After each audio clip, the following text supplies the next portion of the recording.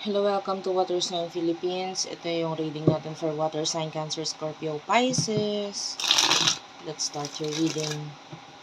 By the way, check nyo yung bago naming kanta, guys. Vocalista po ako ng bandang Sibol. Sibol page, yun sa page namin, makikita mo yun. Bandang Sibol, o kaya dun sa isang YouTube namin, Madam PTV. Diyan mo makikita yung bago naming kanta. Habang kinukuha ko yung energy mo. Madam P, dyan ka pwedeng mag-inquire ng personal reading.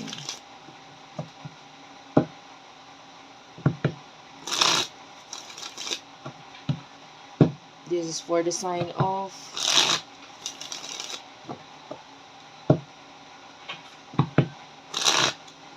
water sign. May sinabunutan ako dun sa aming kanta na yon. Sana makita mo. Para yun sa effort ng aking pagsabunot. You do have here the Queen of Swords and the Two of Swords. Okay. Wow. I feel like water sign. The Lovers is here. This is Gemini energy. So, nakakita ko ng energy dito ng parang napakaganda kasi medyo matalino ka na ngayon eh. Kumbaga, maybe in the past, more on emotions pinapagana mo. Medyo mahina ka sa part na yun. Pero ngayon, medyo matalino ka na. Hindi lang pagdating sa love, pwedeng pagdating sa partnership, friendship, kung sino man yung mga nakakasalamuha mo na may one-on-one connections ka.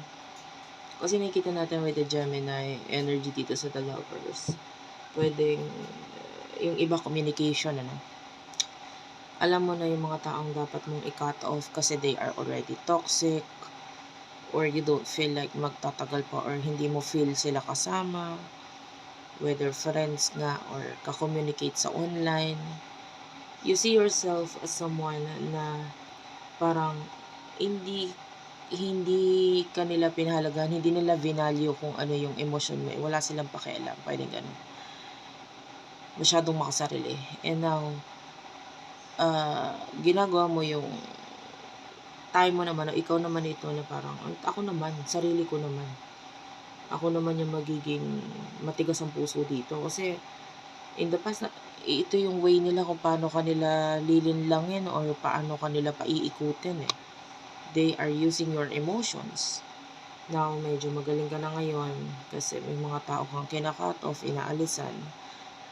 And willing pa na alisan with the relationship. Na parang willing kang alisan kasi bakit? Hindi naman nila vinalue kung ano man yung mga bagay na pinakita mo sa kanila eh. So, yeah, parang I feel like there's this energy of you na madali ka nang mag-cut off ngayon. The person that you're dealing with, you do have here the Ace of Cups. I see a lot of love mula dito sa taong to. Merong mga pagbabago sa kanya. I feel like pagdating sa kanyang career, ayan, yung iba naging mas workaholic or mas nag-focus siya sa career niya ngayon. Malaking pagbabago yan kasi nagkaroon tayo ng improvements sa taong ito. And malaki ang dahilan na kaya siya nagkaroon ng improvement ay dahil sa'yo. Parang ikaw yung nagmulat sa kanya, nagpakita sa kanya na hindi, kailangan mo kasing ayusin ang buhay mo, sarili mo. Ayan. So, part of this was because of you na kaya siya nagkaroon ng pagbabago, lalo na sa larangan na yan. And I see a lot of love mula dito sa taong to.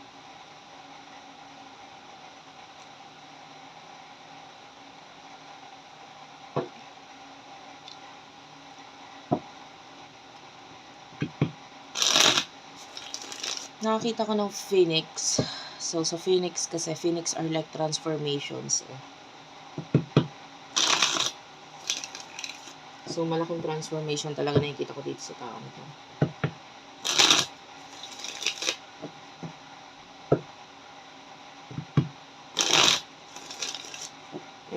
Emotions.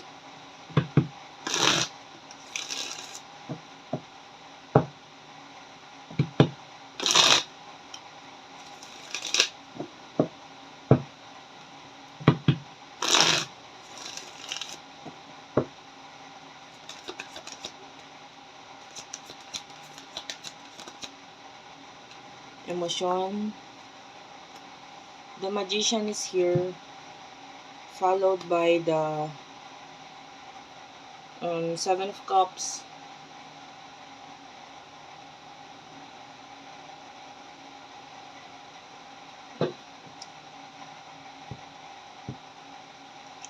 Okay.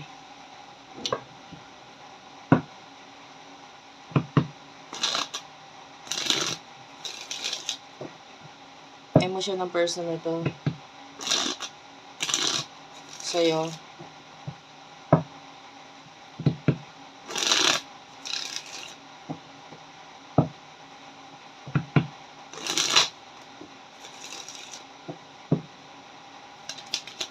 Okay. You do over the judgment and temperance. Okay.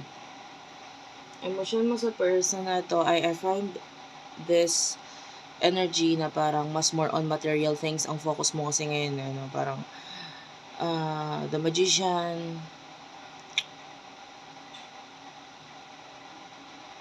Parang ginagamit mo itong material things na ito as maskara.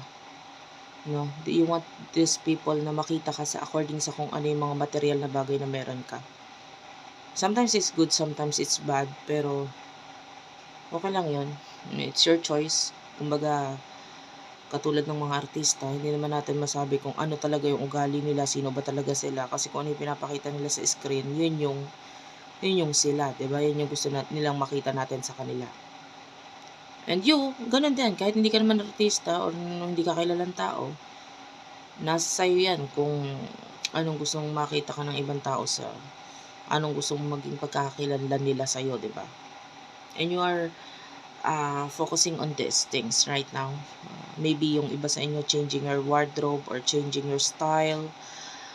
But whatever, I find this energy as you na kung anong dream mo, nilalagay mo lang sa realidad, which is okay lang yun. Wala kang nakikitang focus ngayon dito sa person na to. What you are focusing here is yourself.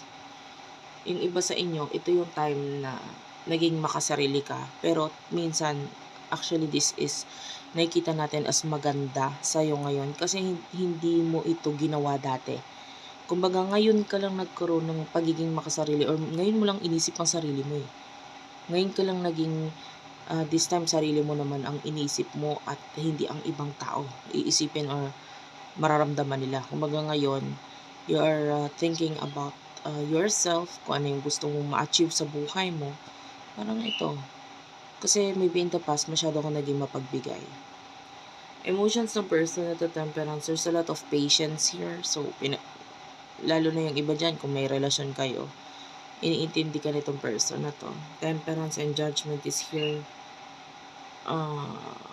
Maganda dito, whatever itong mga pinagdaanan ninyo ng person na to, slowly, nag-heal siya or nag-heal na nga siya actually mula dito sa kung ano man ito. The Four of Pentacles is here, so part of you is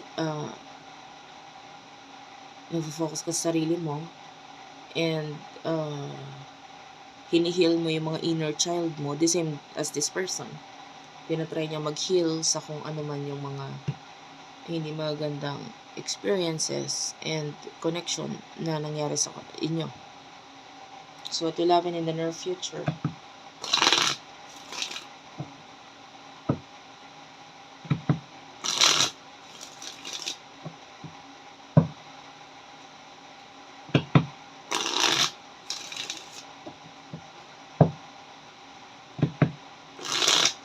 In the near future for the both of you.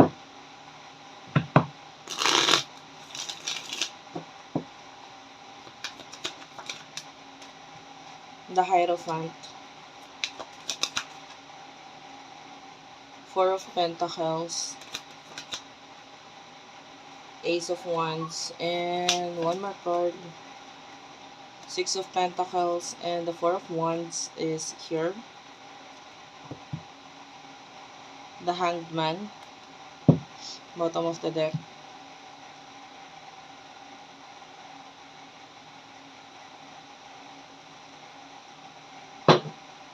Okay. The Hierophant.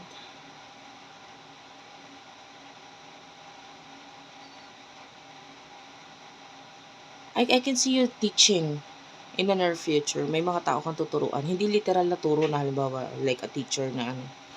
Maybe bibigyan ng guidance, maybe a friend, tuturuan mo siya ano ba magandang gawin, etc.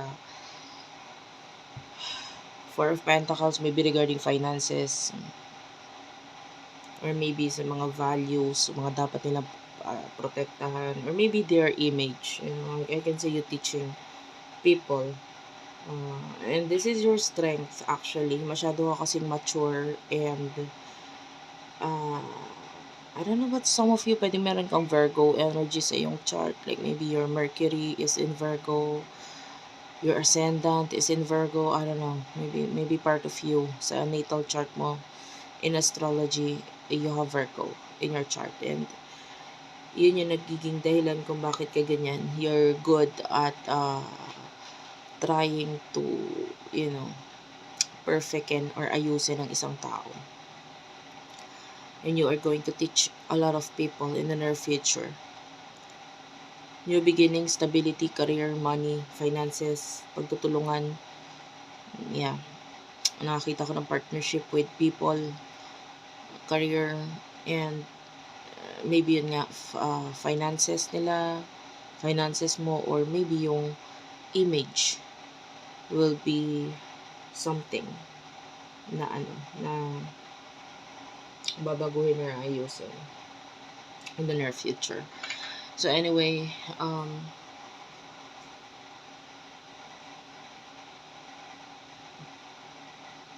that's it for now, guys. Thank you for watching. I love you all. Please do like and subscribe. Don't forget. Wala akong nakitang energy in the future pagdating sa inyo kasi mas nakikita natin yung pag-workout ninyo sa mga kanya-kanya ninyo sarili, which is good. Yeah.